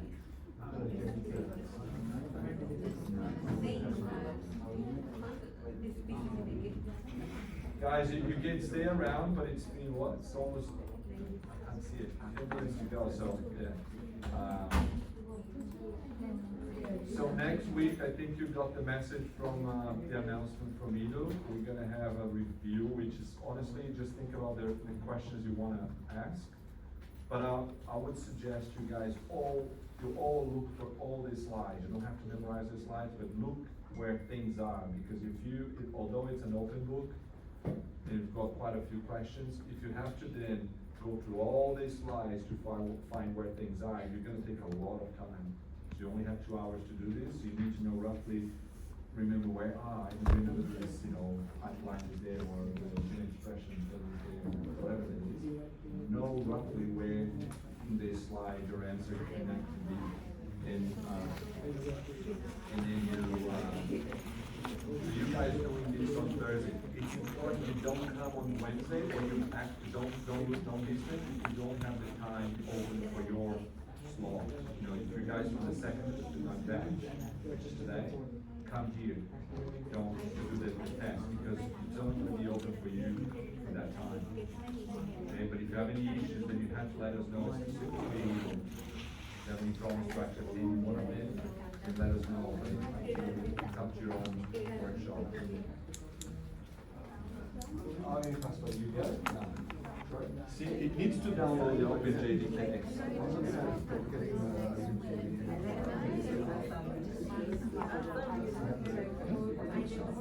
But you're going to be doing it here. Yeah. You can use your laptop if you want to have both. Yeah. It's open book. We want to get you. It's going to be a lot of. It doesn't make that easy anyway because it's about concept. So you have to really search where things are to answer some of the questions. Some are going to be easy, some not so easy. But open questions as well. Quiz next week will be done because I have the disability, so it will be done in N53 for mine. Oh, what N53? It's not N53. It's N39, isn't it? 30. No, the one that I received the email was at N53 for mine. Oh, because you okay for Yeah, yours, but so the you don't know about disability. it. So you got that from. I got it from the exam actually. The exam board, they emailed me to say that my venue will be in N53. Whew, I never know where that is, so we have to check that. Yeah. Sorry, what's your name then? Nurul. N-U-R-U-L. N-U? R-U-L. R-U-L. Nuru. Yeah. I'll have to remind Nido about that because I'm not sure if we. Anyway, you could do. You just have to be in a place, isn't it? But you can't. Yep. But the problem is, who's going to be there with you if you're all in one workshop? Yeah, that's the thing because. But is that? Yeah, so, this. But with the your, exam. I know, but how this is different for you than that? The other room is the same. I mean, you've got to come up the. There's a lift there. Sorry. I think the room what we have. So is your exam here? So you're the No. second batch, isn't it? You're, Yes. Yeah. Yeah. So, but you're here. I mean, you can just come. Because I'm registered under the disability, so they arranged me at a different venue. We've got to check this because I think you should be coming here. It doesn't matter the venue, it's because you have an online thing, it could be anywhere as long as you have a computer. So they probably do this because they don't know what disability you have, so they might say, look, here at least everyone with disability goes to this place because they have all the gear, all the system there set up for what someone a visual disability, somewhere, it's just general. They probably don't know exactly the details of this disability. But since you're able to come here, I think you can just come here from the perspective. It doesn't matter because the assessment will be open online. Yeah, yeah. You see, so maybe we have to write it. I don't think that it matters for you if you're here or there. But the problem is if you're there, then no one is there with you. So you're gonna be by yourself because we're here. Right. You see what I'm saying? Because Yeah, it doesn't. So why? So you just have that thing because the system is telling you, but you can do the assessment here, so you don't need to go there. Because what's the difference of going there and here since you can come here? I think because I'm already registered that I need a height adjustment table. They what? Yeah, because I registered myself as having nerve pain while sitting on a very long time on a different chair. When I did my exam, they give me the cushion chair with a adjustable table. Yeah. But you're pretty much doing the same as you're doing here. Yeah, You know, you're true. 2 hours and you're sitting, it's the same. Yeah. It's just there that we gotta figure it out because I don't know who's gonna give you that, who's gonna help you there, because we're gonna be here. I cannot be there and be here, so you probably have to. I would recommend you to be here Okay. because you have no problems here, do you? Yeah. Because it's 2 hours and it's the same time as the workshop. So you just think about coming here, let them know that you are actually able to come to the same, for this situation, you're able to come to the same. I don't think there's any problem. You're gonna do it. It's a time slot that you allocate. It's not a place that matters, because this is online anyway. Okay. Maybe tell them that you might be doing here, or if they have a stand-up desk right there. But it's no different than what you're doing now, because you've been here for 2 hours, so it should be good for your work. But maybe you have to let us know if that's not. But I don't know how the solution is, because I'll have to be here, and you're gonna be there by yourself. Yeah, usually like when they did this, there will be somebody there actually. Yes, somebody that's not us. Yeah, If you have a it's not. question that's about the assessment, they're not gonna be able to answer. They Right. might be the ones that, this is the computer. They're not on the course, so they don't know anything about the assessment. Right. Anything about the questions. You're not gonna have any support there. You can't just be in two places. Okay. So you'll be able to do by yourself, but you're not gonna have any answers there if you go to that. I would recommend you to come here since you are here. Not that you can't come. You've been here all the time, all the workshops. So there's an issue. What you can say is, well, the workshop, you write back saying, the workshop there, where I do the workshop, is appropriate for my disability, so I would better go there and do the assessment in the same room as you do, so you can say that. And it might bring something for you, pushing something that helps you, but you've been here for 2 hours. It won't be different than today. It'll be the same. Okay. Okay, but that's gonna be easier for you, I think, than finding another place and we can't just be in those two places.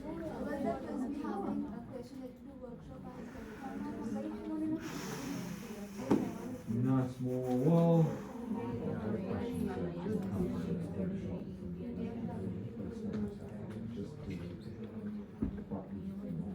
But not practical. But if you've done a practice and workshop,